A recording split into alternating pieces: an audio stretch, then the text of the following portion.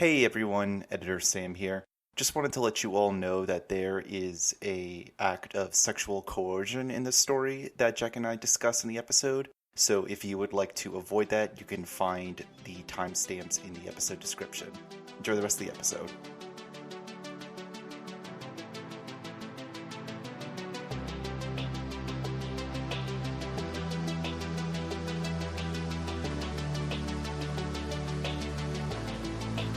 Hello everyone, and welcome to Every Hugo Ever, the podcast documenting, discussing, and deciding the very best of the winners of the illustrious Hugo Awards.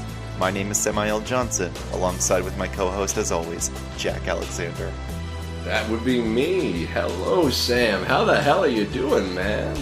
I am doing quite well, Jack. We are on our second episode. We made it to number 2. Who would have thought? You know, I always believed in us. I always believed that we could have not one, not two, but perhaps even 3 or more episodes of this very fine podcast. Technically, the first episode was episode 0, so we're not to number 3 just yet. But hopefully... Well, actually, technically, the first episode was the first of our secret bonus content pre-episode episodes. And this is like actually our 6th episode or something. Yes, but some secrets must remain so, for now at least. Anyway, today we'll be moving to the turn of the millennium. We are going to the 2000 Hugo Awards, discussing Michael Swanwick's Scherzo with Tyrannosaur, which is so different from the last story, which is Portal Guide. And I think that's what makes this show really fun, by displaying the difference between all of the stories that have won across the years. So excited to get to that, but before, Jack, how you doing? What have you been up to? I appreciate you checking in with me, Sam. I'm doing very well. We're actually delayed this podcast a bit because I was a little under the weather, folks. I was a little sick as a dog. But luckily I've recovered. I've drawn my strength from the sun and the earth and the moon, and I have come back stronger, faster than ever. But most recently, checking in with, I watched a movie last night, hanging out with my best friend, my mom, watching a movie. It's called Pygmalion, adaptation of a play by George Bernard Shaw, which is itself, of course, an adaptation of the Pygmalion section of Ovid's Metamorphoses. Pygmalion, great movie if you like problematic romantic comedies, because it's all about a guy who's like, man, this gutter snipe in London, this woman who's got a Cockney accent, she's selling flowers, she's very poor, I'm gonna train her in elocution until she can pass herself off as a lady, and we're gonna go to a fancy ball. And of course they fall in love after he bullies her for like 6 months about her language learning. So how romantic. It's very romantic in a sense. Yeah, you know. It's good dialogue. It's very funny. Whether or not I did not find the romance persuasive, but I'm one of those sort of old-fashioned gentlemen in terms of romance where I like it when the male lead isn't kind of a huge piece of dirt. You know, I like it when men are good. But I know that's a pretty rare take these days. You're a fan of positive masculinity. You know what they say, opposites attract. Oh, yes, that is very much our dichotomy here on the show. So Sam, let me check in with you. What the hell have you been up to recently? Not too much this week. I've been streaming a lot of Star Wars Jedi Survivor, the new Sekiro-esque third-person action game from Respawn. It's cool. It's a big step up from the first game, and the scale of AAA gaming production is wild these days, but also so many technical issues. And Lilith, the developer of the PSX adaptation of Bloodborne, made a very good joke on Twitter, which was talking about how, you know, these 100, 200, 300 gaming dev teams are making these incredibly glitchy, unoptimized messes, and indie developers of 1 to 3 people make these like gorgeous games in a much less time that are usually coming out pretty clean. So Who knows? I don't know where AAA gaming is going and if it'll crash one day or not, but it certainly needs to figure out some kinks. Do you enjoy playing the game, though? Oh, yeah, sorry. I should say good? the game... Sorry, yes, the game is great. Minus Does it make you feel like a Jedi? Minus the frame rate issues I have. Yeah, I mean, people... I've been enjoying streaming it, and people have enjoyed watching it. Dual-wielding lightsabers will always be fun. Cal, still don't really feel much for him as a character. Love his little droid buddy a lot more, but unlocking all of the hair and beard styles lets you make him look like a completely different person from how he acts, which I think is a cool, or at least very funny addition. But outside of movies and game... I'm kind of surprised they, give you a defined, you're going to play as this specific character in the Star Wars universe instead of letting you do, a create your own. Because I feel like most people would want to play, their own weird alien guy, like a Twi'lek or a Bothan or... I don't know. Those are the two I remember. I was going to say, I'm pretty impressed Mon Calamari. I'm surprised you knew even that many Star Wars aliens. I would not have picked you as that kind of guy. Rodian. I know the Rodians. Yeah, that was Greedo. Mon Calamari. Twi'lek. Rodian. You said Rodian already. Wookiees. Ewoks. Yeah, why don't you play as an Ewok Jedi? Well, if you want to do character creation, I mean, go back to the old BioWare games. Knights of the Old Republic is basically the answer. They wanted to have, a defined character and all that.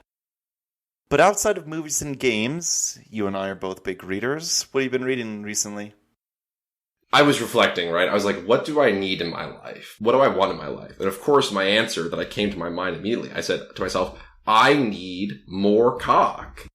So I started reading Michael Moorcock's Elric series, of course. Okay. Famous sword and sorcery. I was wondering where you were going with this. You're chuckling? What's so funny? He's a very renowned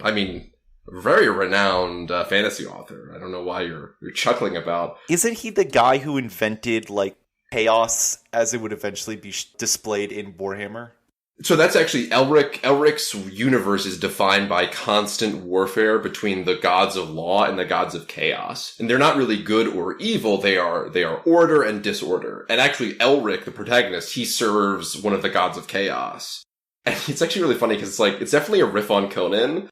Because Elric, he's obviously a traveling warrior who kills people and sleeps with beautiful women, but is just kind of sad about it all the time. But instead of Conan, who's a strong, virile barbarian, he's a skinny, albino elf prince boy. His powers and skill all comes from his magic sword, and without it, he's just powerless and useless. And he's constantly praying to his evil gods to intervene and do things for him. I've read I have the collection, I think it's called Sealer of Swords. And I've read the first 2 stories so far. And it is pretty good. It's very, very pulpy. But I'm enjoying them so far, and I suspect they'll kind of get more complex as it goes on, because I know these are early stories in Moorcock's career. Okay, yes, he was the one who originated the 8-pointed Star of Chaos. Oh, that's interesting. I believe that. Which I guess is public domain, because that is all over Warhammer. Yeah. I mean, D&D stole OD&D stole the cosmic conflict between law and chaos just straight from Moorcock. Because in the original D&D, there's no good or evil. It's just law and chaos, and that's it. He's an anarchist, too. That makes sense. Yeah, well, the introduction to the book was written by Alan Moore, actually. My favorite warlock. Speaking of cosmic law and chaos, what have you been reading recently, Sam? Yes, so while you're reading about the gods, I've been reading about the god. I am in a book club, and another member of the book club, who's may or may not be a co-host of this show, suggested for this month, we should be reading the Book of Job, specifically the translation by Robert Alter. So I have been reading that. I am not particularly a fan of organ... Look me in the eye and tell me that poetry is not an absolute banger. Look at me in the eye and tell me that the Job poet does not knock it out of the park with every dang verse. I'm not a fan of organized religion, mostly. But the text itself, there's some good stuff in there. What I liked most about this is actually the footnotes. Each page in this book is about 70% footnotes. You'll get maybe 3 or 4 lines from the actual book, and then all of Alter's footnotes explaining like the text and the meanings, breaking down like some of the Hebrew and how they can be translated in different ways. Earlier this year, I read the essay 19 Ways of Looking at Wrong Way, discussing various translations of an old Chinese poem. And it's been cool to see some of that reflected back in this as well, although that poem was 4 lines long. Job is much longer. I've been learning a lot about translation this year, and it's been pretty good. And all I can say is that, listeners, I need you to know you deserve better friends than Job. We all do. I thought you were going to say they deserve better friends than me for making you read the Book of Job. But, folks, we're not here to talk about books that are 1,000 years old. We're here to talk about books that are less than 1,000 years old. In fact, today we're talking about a book that's less than 20 years old. Actually, it's over 20 years old, I lied. It's more 20 years old. Shut up, Sam. 2000 was like, what, 15 years ago? Okay. But, Sam, can you give our audience a little bit of background on the year's Hugo Awards? Where did it take place? So the 2000 Worldcon 2000, was in the Windy City, Chicago. And amongst the other winners, the best novel winner was A Deepness in the Sky by Vernor Vinge. The best novella was The Winds of Marble Ark by Connie Willis, in Asimov science fiction. And best novelette was 10 to the Power of 16 to 1 by James Patrick Kelly, also in Asimov's. Connie Willis, that name sounds familiar. Yeah, we're definitely going to talk about her work on this. I'm assuming we'll talk about her work. I know she's won the Hugo for longer fiction. Other longer fiction, I should say. I don't know if she's won it for short stories. I'm just assuming she has, but I suspect she'll come up again. But we're not talking about these long fiction, folks. We don't care about that for today. We're looking at the short stories. And let me tell you, we have a lot of ones that lost. 4 stories lost out, despite being, I'm sure, very strong contenders. You got Ancient Engines, which was also by Michael Swanwick. We got Hothouse Flowers by Mike Resnick. Both those are published in Asimov's. We got Max by Terry Bisson, published in Fantasy and Science Fiction, and Sarajevo by Nick DiCario, also in Fantasy Science Fiction. It's interesting. I think we're seeing here, like, how dominant a lot of those old magazines were, specifically Asimov's, which definitely I think is pushing that sort of hard science fiction focus and I guess a sort of temperament of this sort of thing, which I think and it's interesting just seeing, like, comparing that to 2019, where I think we saw was kind of dominated by Uncanny and other of those more modern magazines. Because Asimov still publishes, but it seems like it's kind of lost the prestige it once had. Maybe that's just a you and me thing because we're young. When I was putting together the Excel sheet with all of the winners from the last 70 years, it was fascinating to see the ebb and flow of different publications. There's a period where it's almost entirely just all of the winners are coming from Asimov. And then really right around 2000 is when you begin to see, sometimes in the 90s too, but you begin to see that kind of wane. And I imagine like online only websites are the ones that start to get a lot of stories. And then the transition from a print media to online sources is, I'm sure, a complicated task for a lot of these publishers. But that is a podcast for another day. Jack, why don't you elaborate on the history of Mr. Swanwick? So Swanwick is I was going to call him an old hand, but that's kind of by our standards. He started publishing science fiction in the 1980s. 1980, I'm sorry. And he's basically been consistently publishing ever since. He's still working to this day. I'm assuming he's full-time, still a full-time writer, so good for him there.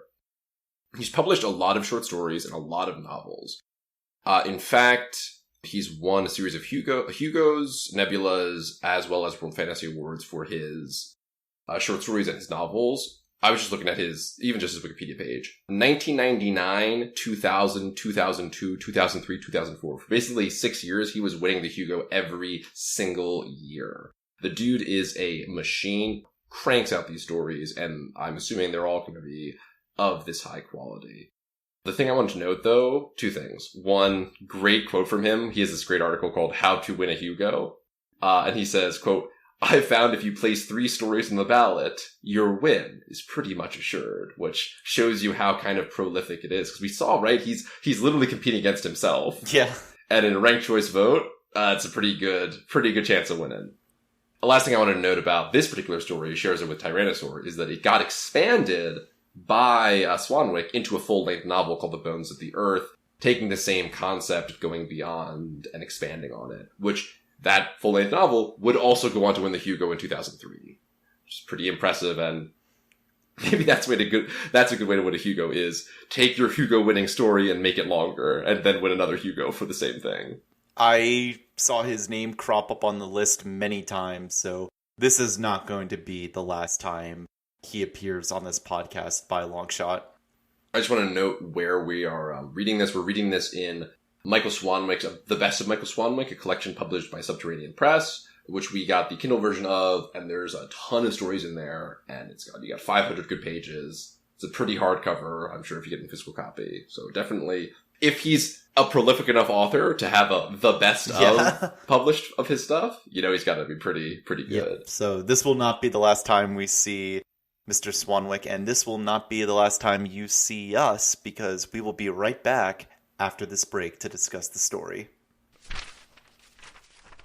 Hello and welcome back to Every Hugo Ever. Today we are discussing the 2000 winner, Scherzo with Tyrannosaur by Michael Swanwick, which is a time travel story first and foremost.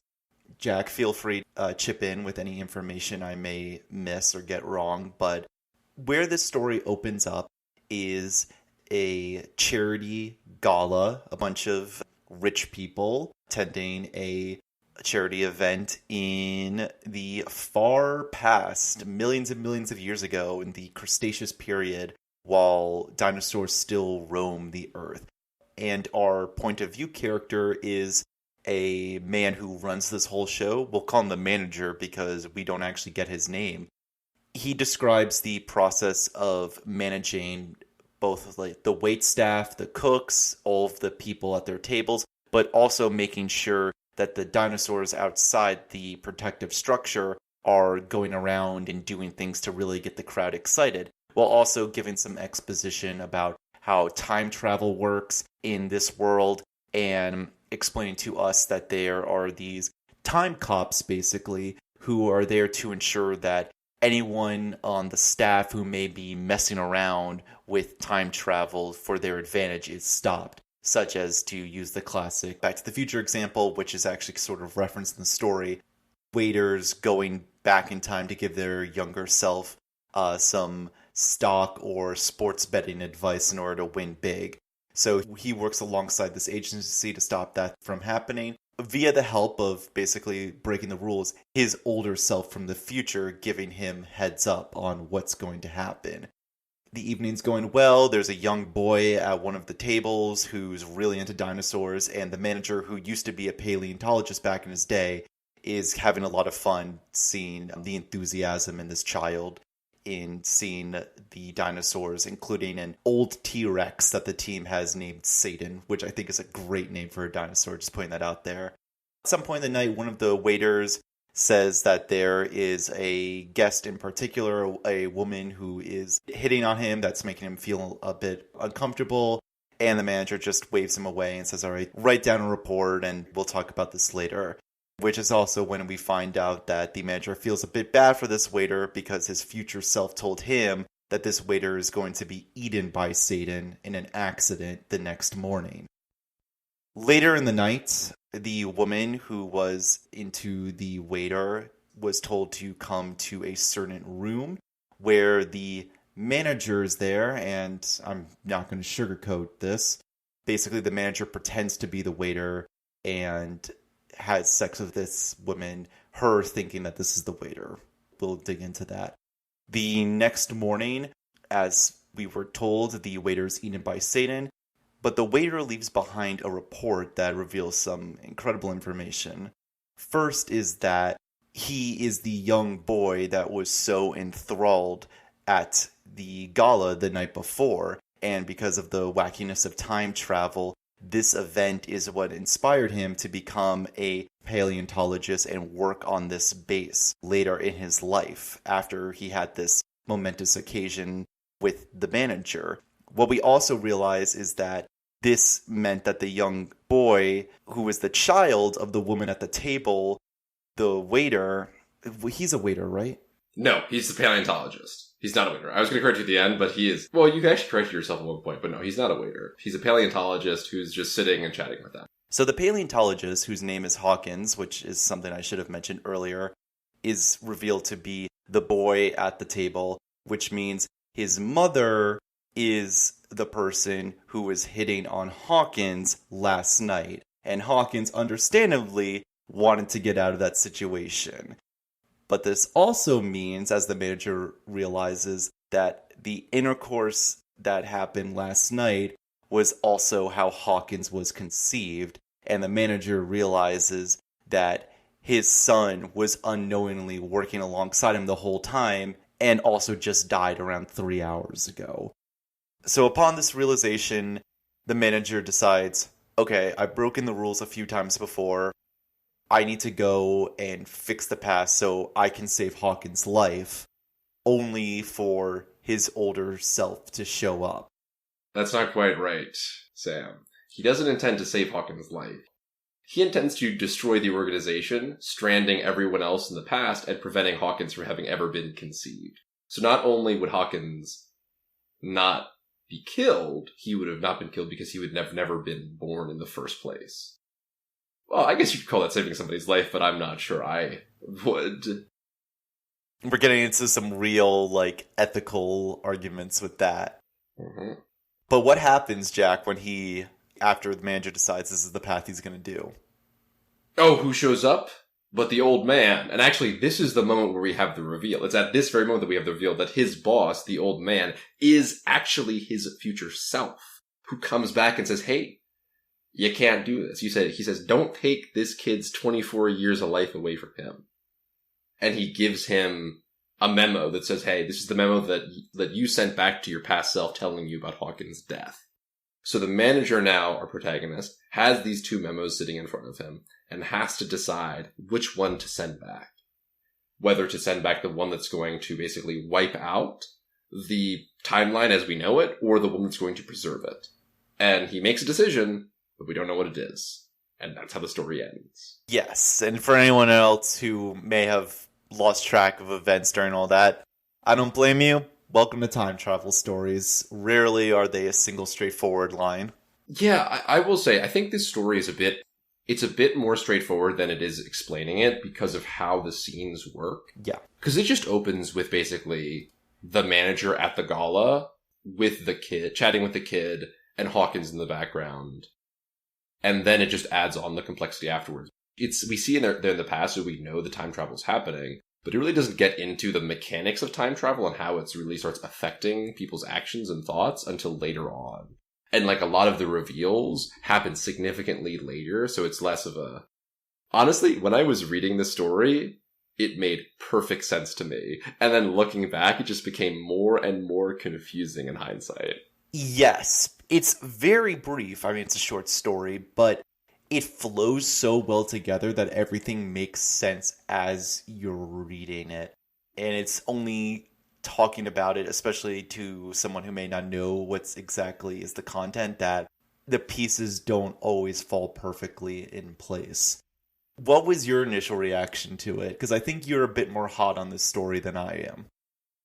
I read this at work in my break room, and I had this big smile on my face. I loved it. I thought it was a really fascinating exploration of time travel and an exploration of also how this wonderful new technology, these new developments get kind of subsumed and taken over by capitalism.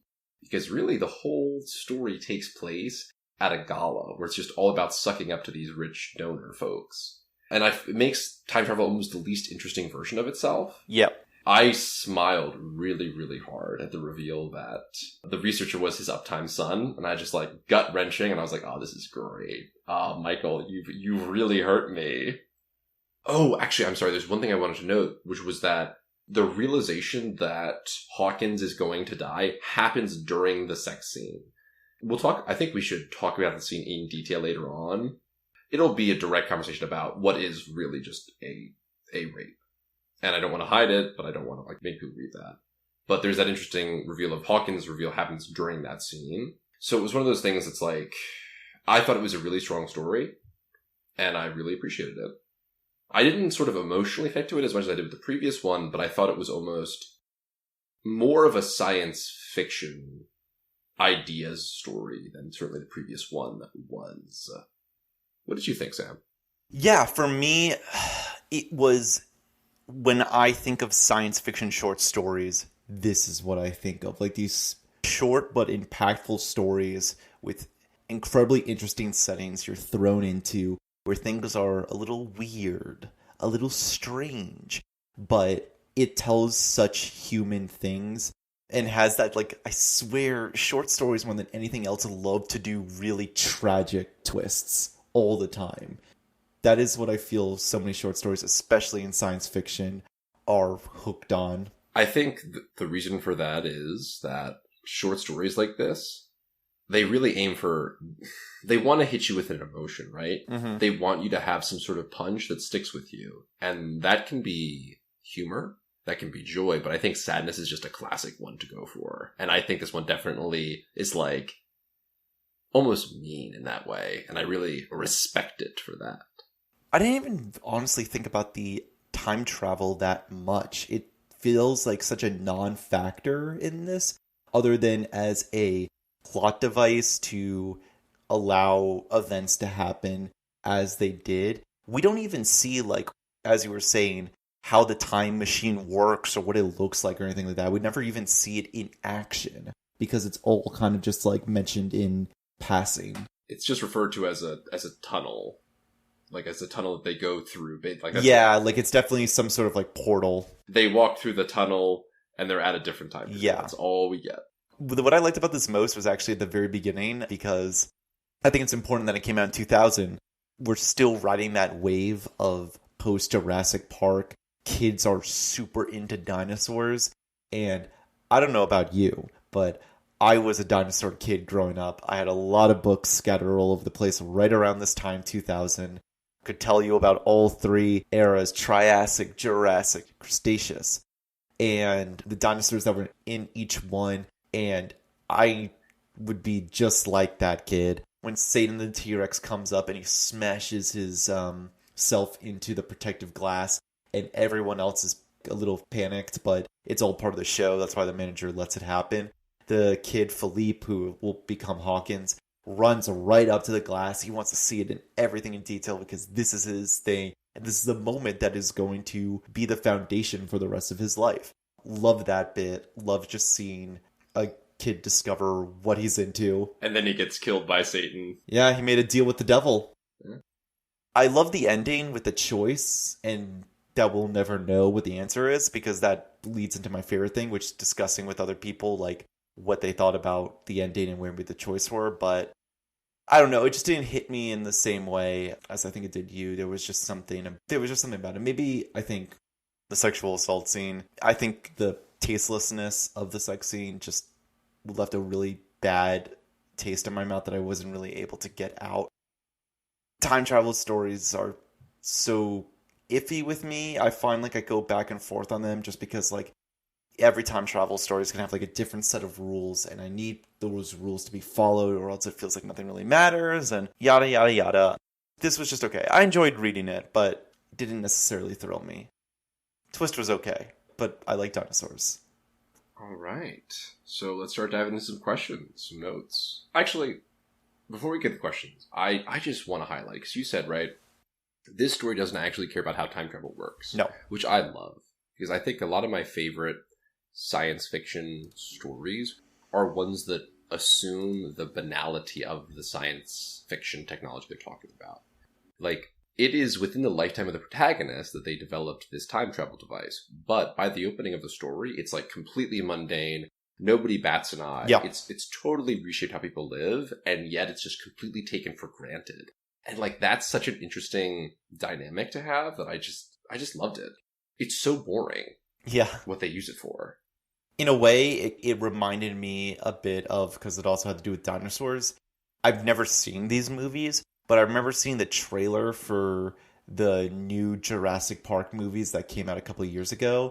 And in that trailer, they were talking about how the dinosaurs weren't selling the park as much anymore because once everyone got over the initial thrill of, oh, hey, we have dinosaurs back again now on this island, people just accepted that as part of life and it lost its luster. And in a way, you see that here with this incredible piece of technology, how fast it's become accepted. I get the sense of that we feel the same way about smartphones and just how, for many of us, and myself included here, it's so hard to remember like an age before we all had these little devices in our pocket that we were able to access so much of our life around. But we don't even think about how revolutionary this technology has been because it's just in our pocket all throughout the day and we're able to use it. So seeing time travel depicted like that was neat.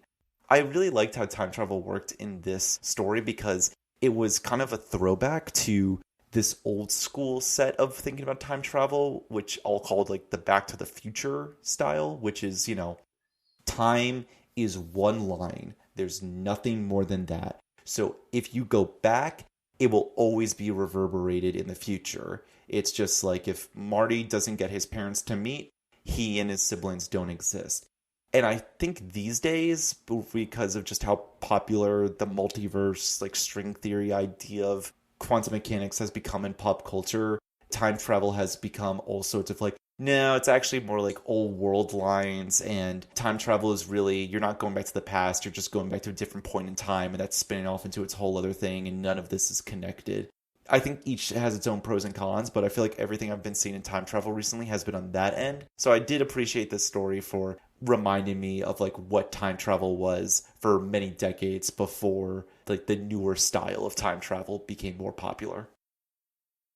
So you had a question though that I want your answer on, which was, why do you think Swanwick chose this title, Scherzo with Tyrannosaur? We have Satan the T-Rex, but we also have this Shostakovitch piece that is playing at the beginning of the gala that the text makes a reference to. What do you think Swanwick was getting at here between classical music and our dino friends? So I'll point out, right, that a scherzo is it's a specific movement, specific type of movement. It's a vigorous, light, or playful composition. It's actually what plays when the T-Rex is attacked.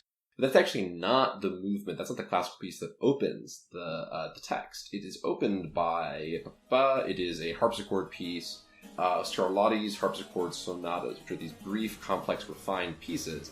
And it's specifically giving us that interesting dichotomy where we have these sort of brief, complex pieces. And then outside, we see the Hadrosaurus herds kicking up dusk and honking their flattened, near musical noises. And there's this great dichotomy between basically this sort of almost high art and pure entertainment. And hey, that's kind of the perfect thing for this gala, which, hey, the guys inside are listening to this lovely music and they're able to just observe these dinosaurs running around making noise. And it just showed us, because it's the most interesting thing to me is definitely that dichotomy between the sort of high class establishment that is this gala and the sort of actual work the Foundation is doing looking at these dinosaurs. How did you relate to the classical music, Sam? I love Shostakovich. I'm always happy to see him popping up in my fiction. But yeah, I think you were right on point with that. It's a allusion to here are these magnificent beasts from a bygone age that thanks to this power of technology we can experience. And think of your nature documentaries or Planet Earth with David Attenborough's voice. And as the helicopter shots go over the savannah and you see the lions and the zebras and elephants, the music, which is usually orchestral, will swell with it all. I can see this all happen in my head. I think that's what they're going for as well. I think the most obvious comparison, actually, that I just thought of now as you're talking is Jurassic Park, the film score, the huge symphonic orchestra, the John Williams, like, yeah, you know it by heart. It just comes to you. And, like, there's that great, I don't know, in dialogue with the monsters is this classical music. I think is really cool. I agree. So I want to talk about, thinking about the classical music, right? What do you think about the gala? Because I love the specific details of it. Like, the food they're eating. These rich folks brought back in time, they're eating these hors d'oeuvres. Plesiosaur wrapped in kelp, beluga smeared over sliced myosaur egg, little slivers of roast dodo on toast, a dozen delicacies more. You're just eating these, like, extinct animals as this, like, heightened pleasure because now we have, time travel technology. Let's go use it to eat more delicacies. What did you think of the gala, man? I love in fiction when we get some gala or ball or ceremony or anything that allows us, because so many authors love doing this, when we get a huge event together so we can see all of these disgusting rich people, just the way they're depicted in these stories of the absolute most affluent people in society yucking it up with each other in the most... they're wearing those garish outfits. They're talking about, like, yes, I bought myself a new yacht with the money I made from this Tyrannosaurus oil. And this gala was all of that to a T, I think. Funny that... I wish I was there, too. I wish I was there. I was able to be with them. Oh, absolutely. I'd be here in a heartbeat. To see a T-Rex, I'd be, I just said I'd be like Philippe. It's funny that you mentioned this. But yeah, because none of the... Sorry, you said to see the T-Rex, like, none of them are actually watching the animals except for Philippe. Like, that's the funniest part of it, is that, like, no one actually... Like, they're going to this gala hosted by this research foundation, and nobody actually cares about the research of the dinosaurs. And Hawkins and the manager, even they're, like, not thrilled by this. They're just like, well, we gotta do this because these are the people who give us the money to keep doing what we're doing here at the base. There's a lovely detail about Hawkins where they say specifically, like, every table of 6... because there's, like, each guest gets, like, 6 seats to a table in the food. They each also get a paleontologist that's, like, that just, like, has to sit with them and talk to them. And it's so interesting because none of the interactions that we see with the dinosaurs are real. Like, the herd of animals goes past because they get chased by staff. Yep, everything's staged. We can see the T-Rex show because they shoot blood everywhere and it shows up to kind of attract to the blood. I think the point you made about the food was super interesting, considering I just saw today that for King Charles III, I feel uncomfortable every time I say that, for his coronation... I miss Queen Elizabeth too, man. Rip to a legend. Gone too soon. She had at least 93 more years in her. I mean... For his coronation, traditionally, lamprey pies are part of the feast. But since lampreys are an endangered species, they will not be on the menu this year. And the point you make is that, like, if we had this technology, that coronation would be, like, they'd go back to 1066 to hang out with William the Conqueror, and then they would eat all the lamprey pies they could get their hands on. There's a great bit in an Artemis Fowl story. It's, like, one of the way later ones where, like, the group of villains are, like, the extinctionists, and their gimmick is that they find the, like, last individual of endangered species and, like, cook and eat them. What a bunch of... It's great. I feel like, well, it's the thing, it's like, I do love those explorations of just, like, the uber super rich, where it's like, once you're that rich, you just kind of have to do something for fun. Like, you have to just do something buck wild. Yes, the Lex Luthor approach. That's right, conspiracy buff. I spent $75 million on a fake presidential campaign. All just to tick Superman off. Alright, speaking about this, though, what do you think the Foundation actually does? Because, like, we know they do research, but, like, why? Like, what research are they doing? Like, this book is so not interested in the actual, or this story, is so not interested in the actual, like, research into the dinosaurs that is being done here. Well, it's a short story, so I don't think it can really afford any of that greater world-building sense. Fair. You know more about this than I do, but perhaps Michael Swanwick was thinking about that so much, which is why he wrote that book that expanded on a lot of, like, the things discussed here. Honestly, I think the Foundation is just, like, it's probably just some conglomerate that is simultaneously in charge of the dinosaur research and the time travel, and they probably have a hand with the time officers who are making the arrests. Like, I'm guessing that this is all, they have a hand in everything, and they have a million limbs out everywhere collecting money as they go and funneling into little projects and everything. And who knows, maybe this research thing that we are privy to in this story is like a drop in the bucket for them. It's like just like, oh yeah, we also run that base. Like, kind of just forgot about that. Which is why maybe they let the manager do what he does, because they're like, this is an operation headed up by someone we trust, so we don't have to worry about it or really give them that many resources either. Because the manager basically doesn't... He makes himself privy to sort of what would be considered like privileged information in terms of the timeline, but he doesn't seem to actually do anything with it except for kind of maintain the sanctity of the time stream. So it's one of those things where it's like, oh, the cops get to break the law. The guy policing the timeline doesn't actually have to follow the actions because he's not really personally benefiting from them. Are you suggesting that the cops don't follow their own rules? For shame. I'm suggesting that cops do have legal immunity to a lot of things that non-cops don't get to do. But I think we should talk about Manager Man, because there's really only two characters in this whole thing, and Bill's kind of a side character. It's Philippe, who's Philippe/Hawkins, who's a good sweet boy and dies, and there's the manager. And Sam, what'd you think of him? The way he's presented is a character we've seen in fiction, I think, plenty of times before. He's gruff. He is definitely like a weathered fellow, giving off some Han Solo devilish rogue type energy. Like, this is the job he's been assigned to.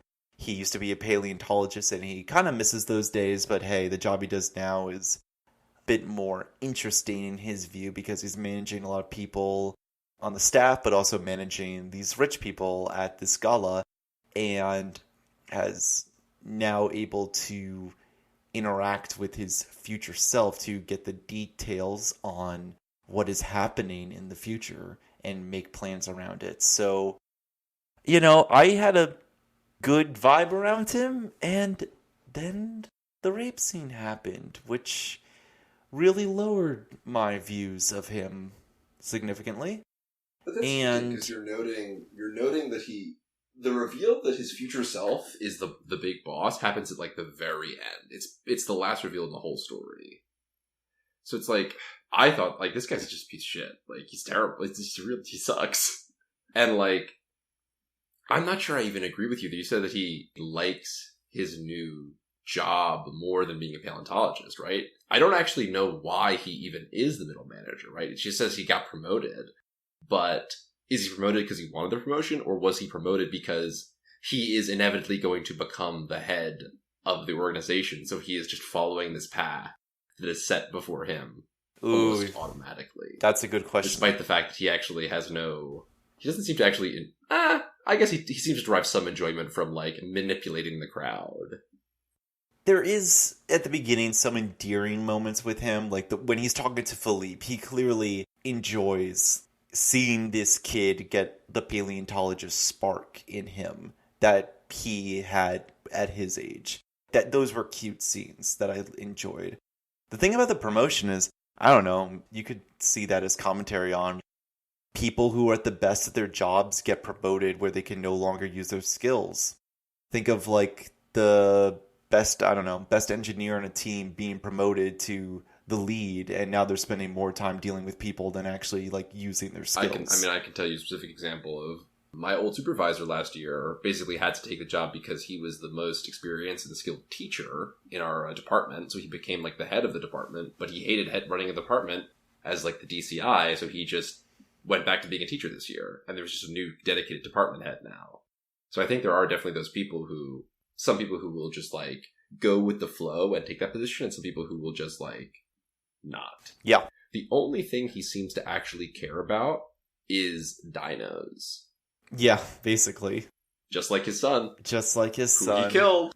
IT didn't kill him. He let him die. He let him die. He maneuvered him into a situation where he died. So, like, I would consider that actually manslaughter, to be honest.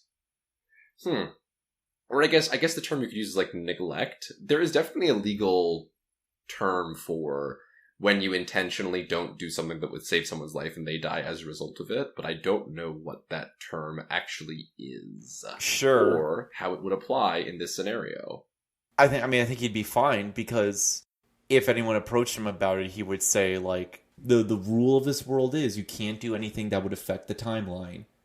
So he was keeping with that law by letting him die. So I don't think the world, as we are given the information to understand it with, would have any, like, repercussions for him. They'd be like, honestly, they'd probably give him a pat on the back.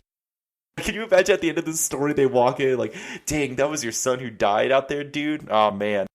Kudos to you for letting that happen. Here's a man. I wish the old man had been like, here's your bonus check, by the way. That would have been great. He gives him Hawkins' last paycheck. God.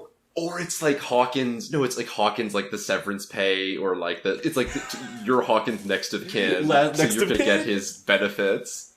That's so fucked up. Oh, that would not be the same ending of the story, though. Oh my god, they give him like a settlement as like, and have him sign an NDA so he doesn't sue the company. Well, because the Unchanging, the company's run by aliens from the future. Bro. Oh yeah, I didn't mention. There's that wild detail. Why did you? It's just really short. It's just like the guy just mentions like, most people think that time travel was invented recently and that it was invented by humans, but actually the Unchanging invented it. And I did want the reveal to be like, actually the Unchanging are dinosaurs, but that did not happen. We never get a detail on what the Unchanging is. I think it's implied in the text they're aliens, but that was just my assumption. I definitely get the sense that they're not human. Could be humans from the future. So, do we want to discuss the scene? Yeah, we gotta talk about the rape scene, let's be honest. Because it's the center of his character, right? Because he is a manipulator. And I think we'll bracket this here and say we're gonna go into detail about this scene of sexual coercion, I guess is the term. I'm not sure what the exact term would be, but if you want to skip that, skip ahead. We're not gonna spend more than like 2 minutes on this. Yeah. But the interesting thing about it is that I think structurally Swanwick needs there to be a sex scene here. I don't know why he makes it into a rape scene, because like there's no reason this guy, like, we know he's a manipulator, we know he's a trickster, but like he doesn't need to lie to this woman to like pretend to be somebody else. Like, you could just have him do something else. And like I don't know if it's supposed to, like, I can generously say like it's supposed to set up how much of a piece of shit he is for like the reveal that, oh, he killed his own son.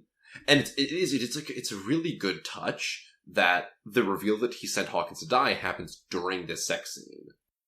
But this just to me is one of those things that reads like, this is a text that is reproducing a problematic trope without actually considering it. It's saying, oh yeah, haha, like this is just a thing that happens in media where, oh, the main character, he's kind of a skeevy guy, he's going to trick this woman to having sex with him. Isn't that such a rake, such a rascal? But it's like, no, that's actually sexual assault. It's bad, actually. Yeah. And it turned my stomach when I read it. It really upset me. And like the story lost me until it came to that later scene where the reveal about Philippe pulled me back in. Yeah, I'll just say it would have been so easy to be like, because this woman is here to see Hawkins, who is not there because this is his mother, and he's about to get eaten anyway. And it could have just been the manager in that moment, I don't know, use that devilish rogue charm to, like, have them go from there. But instead, he pretends to be Hawkins, and it's just a scene that could have been rewritten. And the narration is basically like, oh, she's such a slut, she doesn't even notice. Like, that's really what it is. And it's just, yeah, it's the grossest part, to be honest. And it's just, yeah. This character is, like, introduced from the start as definitely a sexual object. Her opening description is the manager noting that she has the, quote, perfect breasts. So that worked for me because it's like, this is our POV character and he's a skeevy guy. But when it's like saying like, oh, it was just gross. The actual sex scene, how she's depicted there, Because it's no longer, it's actually telling you this is what she's doing. It's not about how he's seeing her. And that's like the one bit of the story that felt like it really was from the year 2000, where I'm like, oh, this does feel old. This does feel dated, because like, I think a modern author just would not write that scene that way. Like, they would write it with a different level of care is the wrong word, but sort of like, I don't know, a different level of precision almost in terms of what they're doing in that scene. Do you have any more questions, or are we ready to discuss what we think the final choice is? Oh, I think we should talk about the ending a bit, but before we get to the ending, there's one more thing: is how would you feel about working for yourself as an old man? Okay, so if like let's say my 55-year-old self came in through the door. I feel like the old man is like 100 years old. It's definitely implied that he is like older than he looks, and he looks old as shit. It's implied that he's like longer than humans can actually live that old. Interesting. So I think the main character is like 55. Yeah, that definitely. I think that sense. Like, I definitely thought he was like up there. That almost makes me wonder then if he, like, the Foundation or the Unchanging or whomever they are, is like selects him to be like the enforcer. What if he's constantly zipping throughout time to clean up the messes? He's the counterforce. And they note that in terms of like, there's a big enough mess, he's going to show up to fix it. Which is why like the main character knows that the issue that he encounters is a small one, because the old man does not show up for it. Yes, but maybe this... But how would you feel if it was you, old man you, and your work, old man Sam, and you gotta work for him? God! I think it would be very conflict heavy, because I think I'm someone who changes and evolves constantly, and I'm also someone who very much believes in the power of younger generations succeeding over the old and the wheel of time moving forward. I mean, I would just honestly be like, future's now, old man, and would probably not listen to him. I'm the exact opposite. I hate the idea of my fate being sealed by this person's existence, so I would go out of my way to defy him and act to like create my own identity that's separate from him. Yeah. Two things with that. One, it's interesting how not reflective any characters are about how this time thing actually affects them. Because like, you're almost like, yeah, you're set on a track now. Like, there's a detail of like, oh, this one young woman, she's like an intern or like low-level tech now, but she knows she's going to become the most prestigious, most advanced researcher in this particular field. And the main character, of course, knows he's becoming the old man at some point. I will say, though, for me, I'm the exact opposite of you, Sam, where I'd be like, oh, man, me and old man Jack would get along so well. We'd be like, oh, just like me and the boys. We'd be constantly joking around, hanging out. I just want to give him a hug and have a supportive old man mentor who's also me. Sounds great. Sounds ideal. That is interesting when you mentioned, though, quickly about how like nothing's reflected. When did Philippe change his name to Hawkins? I think he said when he signed up to work for when he went to like paleontologist school, he did that. He does mention when he changes his name. Those are two very different names. Philippe is, you know, it definitely has French origins. Philippe. It sounds rich, at least from this American perspective. Where it's like Hawkins, I mean, that's the name of the cop from Stranger Things. Like, it's so middle American. It's very different. It's the town from Stranger Things, man, not the cop. The cop's a different guy. Deputy, what's his name? It's not. The town is Hawkins, right? Hang on. Yeah, I'm looking it up too. Oh, the town is Hawkins. That's what the sheriff is Hopper. Dang it. Yeah, I know. Notch another one. Audience, if you're keeping score at home, just make sure you put one more in the Jack column in terms of just being right about stuff. Okay. Cool. Final thing. What do you think he did with the memo? What would you do with the memo? Because, like, what he did almost doesn't matter. It's intentionally ambiguous. Sure. He didn't do anything with it because the story ends. Yes. What would you have done? But this is the best part, like I said, is talking with other people to see, like, what they think happened. Because it also, let's be honest, reveals a lot more about yourself as well. We should probably remind the audience of what the memos were, because Yes. that was in like the summary a while ago. Explain. The memos, he's got two in front of him. The first one basically is written by the old man. He sends it back to himself, his former self, to basically let the story play out as it played out. Other memo would basically prevent this storyline from happening, would prevent Philippe/Hawkins from ever being conceived, and would also basically destroy the research center, the foundation, and perhaps even time travel as a system. By basically constantly, like, doing this huge overwrite of the past. So, Sam, what would you do? Would you keep things as they are? Would you burn it all down? You know what my answer to this is going to be. Yes, Sam, I do know who you are. He's just been through a traumatic experience. He's realized what time travel has led to and the chaos and destruction it can cause. And now his older self is coming in and telling him there's nothing you can do. You just have to let it all be. Oh, we're pulling the pin on this grenade. We are erasing it all. We are pouring on the gasoline and throwing the match on this fire. I feel like, from my point of view, with this story, this is a guy realizing throughout the course of these 12 hours or so, all of these thoughts that he's had in the back of the head about this technology and all the problems and ramifications that it causes through its use. And now he has been personally deeply affected by an incredibly scarring opportunity. Not that he didn't deserve it, because, reminder, he is a rapist. But I think the ending is him coming to terms with this cannot be allowed to happen again. And also, fuck the power. Just don't let your older self win. Keep fighting. Blow it all up. Sam, I just want to tell you something. Tell me. God hands you a miracle.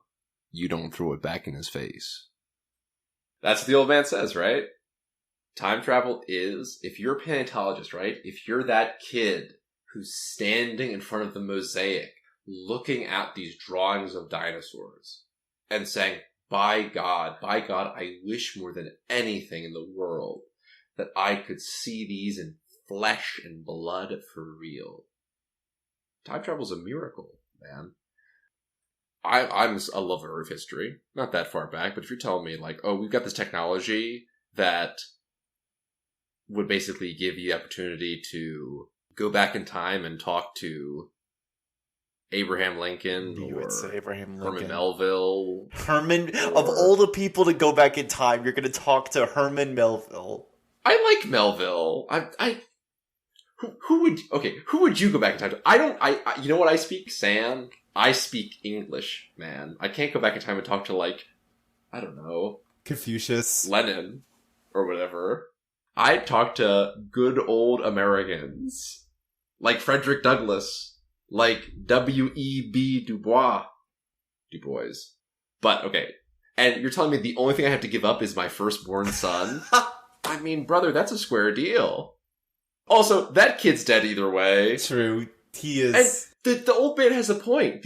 The old man has a point where he says, hey, that kid who you let die had 24 years of life. 24 good years. He followed his passion. He saw the dinosaurs.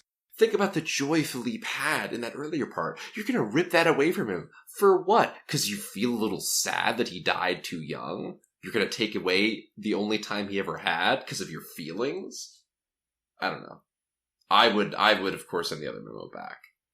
An audience, I'll leave you at home to decide who's right and who's wrong. Yes, I will give you the win of that the argument of Philippe is dead either way. Either he doesn't exist at all, or he gets the 24 years. I know, like, the 24 years is better than 0. So that may be able to sway me in the other direction, but embrace the change. Also, the idea that you have to sacrifice your firstborn son, to me, immediately made me think that Ramses II and all the Egyptians immediately gained access to time travel at the end of Exodus. Oh my god. Oh no, Moses escaped. Let's go back in time and see the dinosaurs now. Oh man, they cut that chapter out of the Bible where the Egyptians show up in Canaan on a bunch of dinosaurs, and Moses has to fight them with his magic again. If you had just seen God part the Red Sea and people run through it, time traveling following that up would not be the most wild thing to occur next. Ramses is like, we can't follow him on foot. Get the pterodactyls. Well, don't tell the creationist bombers about that. Before we wrap up, I should quickly mention that this book makes a one-sentence reference to creationist bombers, i.e. evangelical terrorists that are bombing time travel stations, because going back in time to dinosaurs disproves that the Earth is like 6,000 years old or something. Great touch. I hope that in the full novel that is expanded upon more. I agree. Let's close with some quotes. Why don't you go first while I pull mine up? I actually am going to have two. I'm going to start with the long one, and I'm going to do the short one. Because there's a I don't want to end on such a sour note, so I'm going to do this. The first one is from after he's realized what's going on with Philippe, and he's drafting his sort of response to it.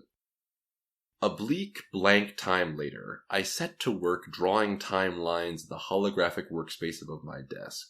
Simple double loop for Hawkins/Philippe. A rather more complex figure for myself. Then I factored in the TSOs, the waiters, the paleontologists, the musicians, the workmen who built the station in the first place and would salvage its fixtures when we were done with it. Maybe 100 representative individuals in all. When I was done, I had a three-dimensional representation of Hilltop Station as a node of intersecting lives and time. It was one hell of a complex figure. It looked like a Gordian knot. Then I started crafting a memo back to my younger self. A carbon steel, razor-edged, Damascene sword of a memo. One that would slice Hilltop Station into 1,000 spasming, paradoxical fragments. Hire him, fire her. Strand 100 young scientists, all fit and capable of breeding, 1,000,000 years BC. Oh, and don't father any children. It would bring our sponsors down on us like so many angry hornets. The unchanging would yank time travel out of human hands, retroactively. Everything connected to it would be looped out of reality and into the disintegrative medium of quantum uncertainty. Hilltop Station would dissolve into the realm of might have been. The research and findings of thousands of dedicated scientists would vanish from human knowledge. My son would never have been conceived or born, or callously sent to an unnecessary death. Everything I had spent my life working to accomplish would be undone. It sounded good to me. It tells you everything you need to know about the character right there. Oh, Sam, I'm sorry. What's your quotable quote, my boy? My quote is from the very end. It's the last couple of paragraphs when we are left with the choice that defines the story. I picked up the memo, glanced at its contents. It was the one I'd received yesterday.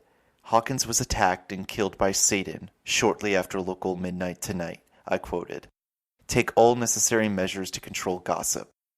Overcome with loathing, I said, this is exactly why I'm going to bust up this whole filthy system. You think I want to become the kind of man who can send his own son off to die? You think I want to become you? That hit home. For a long time, the old man did not speak. Listen, he said at last. You remember that day in the Peabody? You know I do. I stood there in front of that mural wishing with all my heart, all your heart, that I could see real living dinosaur. But even then, even as an 8-year-old, I knew it wasn't going to happen. Some things can never be. I said nothing. God hands you a miracle, he said. Don't throw it back at his face. Then he left. I remained. It was my call. 2 possible futures lay side by side on my desk, and I could select either one. The universe is inherently unstable in every instant. If paradoxes were impossible, nobody would waste their energy preventing them. The old man was trusting me to weigh all relevant factors, make the right decision, and live with the consequences. It was the cruelest thing he had ever done to me. Thinking of cruelty reminded me of the old man's eyes so deep he could drown in them. eyes so dark you couldn't tell how many corpses already lay submerged within them.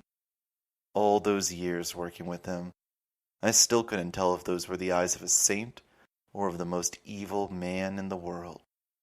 There were 2 memos in front of me. I reached for one, hesitated, withdrew my hand. Suddenly the choice didn't seem so easy. The night was preternaturally still. It was as if all the world was holding its breath, waiting for me to make my decision. I reached out for the memos. I chose one. What I actually love about that there, and that we didn't talk about, is he reaches out for one and hesitates, and that adds another layer to it. So we don't know if he made a choice and then actually thought about it for another second and reversed it, or he made the choice, hesitated, and then reconfirmed that this was the right one. So there's even another layer on top of it all, which I think is great stuff to add to the whole ending conversation that you can have with your friends. Folks, it's a dense, dense story. And, Sam, are there any related recommendations we've got for this? Well, actually, I've got one, which is listen to the Shostakovitch String Quintet that's referenced in the text. It's a really, really good piece, and I recommend it. Yeah. You got any more, Sam? So, I was thinking about some good time travel media. Ones that this story made me think specifically of, outside the double feature that I think you could do for this story, which is Jurassic Park and Back to the Future, I'm going to recommend Looper. It is a 2012 film starring Joseph Gordon-Levitt and Bruce Willis and Emily Blunt as well, about a hitman who gangs have a contract out on, put a time travel collar on them to send them back to the past, where Joseph Gordon-Levitt's character executes them. And we get to see a really cool system of time travel in this film. It really holds itself to the rules of time travel that it lays out. And then the conflict comes when he waits in the same spot he always does for the target to suddenly snap into reality to be executed, when he sees that the target today is an older version of himself. And I'm going to leave it there for you, so you should watch the film yourself. It's pretty great. The other piece I'm going to recommend, just because it was on my mind, is the incredibly flawed video game 2013 Bioshock Infinite. That game is so interesting because at the time it came out, it was hailed as the culminating piece of the Bioshock trilogy, which at the time was lauded as the true art of video game. But it's got a lot of messy plot elements in it and gameplay, and I think it's not aged well at all, or even aged that well at the time. But if you're interested in time travel and these themes of characters connecting with each other across time and meeting each other with years of experience and older and future selves, it is worth playing for some of that if you're really into that. Or even just going on YouTube and watching any of the scenes with the Lutece twins, because they are the best part of that. That does it for my recommendations. Over to you, Jack. Yep, I've got one more recommendation. A trilogy of blog posts by the excellent RPG OSR blogger Arnold K. on his blog Goblin Punch from 2012 and 2013. Blog posts are After His Burial and Before His Death, Pseudo-Imaginary Dinosaur, and Dinosaur Clerics, A New Class. Specifically After His Burial and Before His Death, because all three of these are blog posts about the Tyrannosaur, what's his name actually? Tyrogenon ferox, the paradox lord of the infinite boneyard, who is a dead dinosaur whose consciousness is constantly time traveling and influencing the century, the Museum of Natural History, and is sending his servants and his allies all over the world and all over the time stream.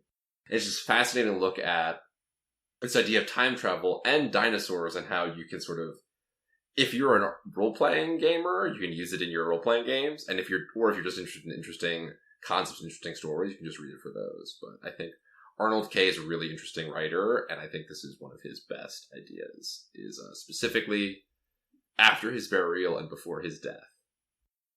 And that's about all I had to say, so Sam, what are we doing for the next episode? So we are going back in time as well, traveling a few more decades down the timeline to 1973.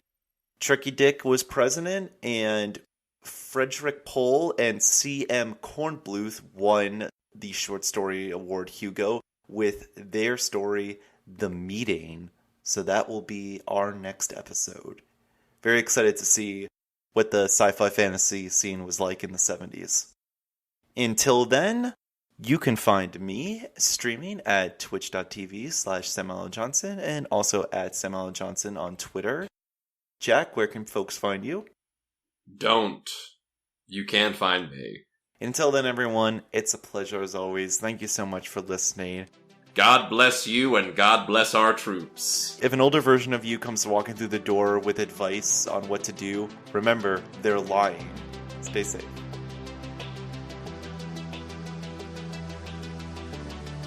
Thank you for listening to Every Hugo Ever. If you enjoy the show, please leave us a rating and review on a podcasting app of your choice, wherever you listen to. Make that rating as high as possible, maybe 7 stars. You can also support us on Ko-Fi through a link in the episode description. Follow us on Twitter at EveryHugoEver for show updates and other fun. Send us questions, comments, and your own reviews of our reviews at everyhugoever@gmail.com. This podcast is not affiliated with the Hugo Awards or with WorldCon. See you next time. I hope you have a wonderful rest of your day.